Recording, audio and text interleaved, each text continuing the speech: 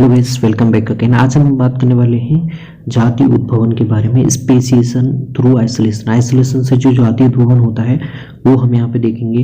देखिए, एक Pacific ocean में एक एंसेस्टर पॉर्क फिश है, वो दो आइसोलेशन की वजह से दो अलग स्पीसीज में बन गई है। एक पॉर्क फिश बन गई है, दूसरी पैनामिक पॉर्क फिश हो गई है। तो किससे हुआ है? क्योंकि इनके बीच में स्थल आ गया है, उसकी वजह से आइसोलेशन की वजह से ये अलग स्पीसीज बन गई है। तो new species can arise when population are isolated. Isolate किसी भी रीजन की वजह से हो सकती है। चलिए हम देखते हैं। The development of two or more species from one existing species, उससे बोलते हैं स्पेसिएशन। और स्पीसीज क्या होती है? A group of organism with the ability to interbreed and produce fertile offspring in the natural environment. एक जैसे दिखने वाले जीवों का समूह जो कि आपस में इंटरब्रीड कर पाए और फर्टाइल ऑफस्प्रिंग नेचुरली एनवायरनमेंट में दे पाए, उसे हम स्पीसीज कहते हैं। यहाँ पे देख सकते हैं जातीय उद्भवन की वजह से आपको अलग अलग टाइप की पेंगुइन्स हैं, 18 टाइप की डिफरेंट स्पीसीज पेंगुइन्स की यहाँ पे देखने को मिल सकती है। तो आइसोलेशन से उत्पन्न हुई है ये। अब देखते हैं। तो speciation can result when member of A population became isolated from another. Speciation is the creation of two different species from one, and population became genetically isolated when there is no gene flow between them due to some type of separation. तो gene flow क्या है? Is the exchange of gene between population through reproduction, यहाँ पर interbreeding। जैसे ये population A है और B है, दोनों के बीच में gene flow हो रहा है, लेकिन यहाँ पे आप साइड में देख सकते हैं इसमें gene flow बहुत कम हो गया है। तो ये कैसा है? कोई सेपरेशन आ गया है दो स्पीसीज, एक स्पीसीज के बीच में, जिससे वो दो अलग अलग स्पीसीज बन गई है। तो process that result in reproductive isolation which keep individual from producing offspring. तीन टाइप से देख सकते हैं, फिजिकल, फिजियोलॉजिकल या फिर बिहेवियरल प्रोसेस। तो कॉज ऑफ स्पेसिएशन, जाति कैसे बनती है? How new species are created. तो छोटा सा बेसिक पॉइंट देखें तो सबसे पहले जियोग्राफिकल आइसोलेशन होता है, भौतिक विभाजन होता है, उसकी वजह से आपकी रिप्रोडक्टिव आइसोलेशन हो जाएगा पॉपुलेशंस का, और उससे आपकी एक नई स्पीसीज बन जाएगी जो कि आपस में इंटरब्रीड नहीं कर पाएगी।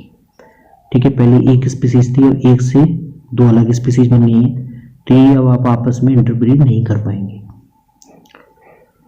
तो type of isolating mechanism that prevent reproduction, तो यहाँ पे आप देख सकते हो प्री जायगोटिक आइसोलेटिंग मैकेनिज्म। देखें, प्री जायगोटिक यानी कि जायगोट के मिलने से, जायगोट के बनने से पहले अगर गैमेट को आप आइसोलेट कर देंगे तो उसे बोलते हैं प्री जायगोटिक आइसोलेटिंग मैकेनिज्म, जो कि तीन तरह से आप देख सकते हैं: geographical isolation, ecological isolation, temporal isolation.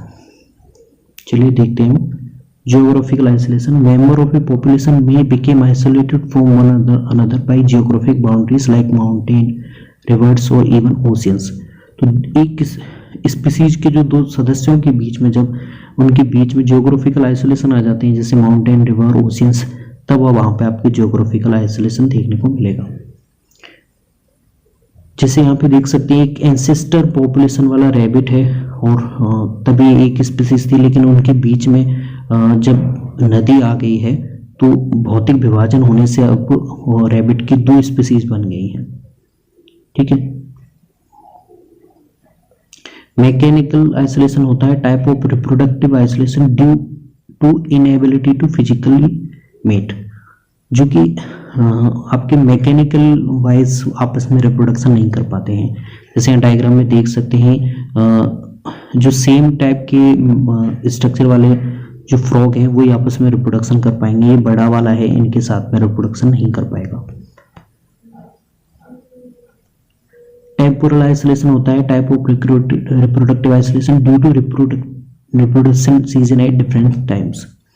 तो यहाँ पे ये जो वुड फ्रॉग है उसका रिप्रोडक्टिंग सीजन अलग होगा, जबकि लियोपर्ड फ्रॉग है इसका सीजन अलग होगा। जब वो मैच नहीं करेगा तो उनमें भी आइसोलेशन देखने को मिलेगा।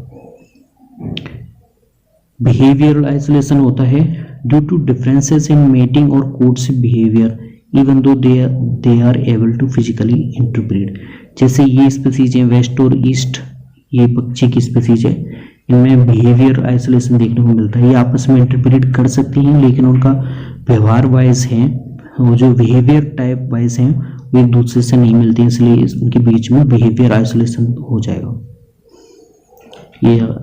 ठीक है, इकोलॉजिकल आइसोलेशन है reproductive isolation due to living in different part of the habitat and rarely come in contact with each other. जैसे यहाँ पे आप देख सकते हैं एक ये जंतु इधर है, जबकि एक है भूमि के नीचे रह रहा है, एक भूमि के ऊपर किसी प्लांट पे रह रहा है।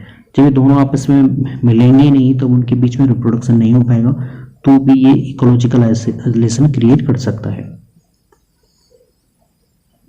तो ये था छोटा सा टॉपिक आपका आइसोलेशन का हमारे पीपीटी की मदद से। I hope guys you will get it. If you have any problem then comment down below. Thanks.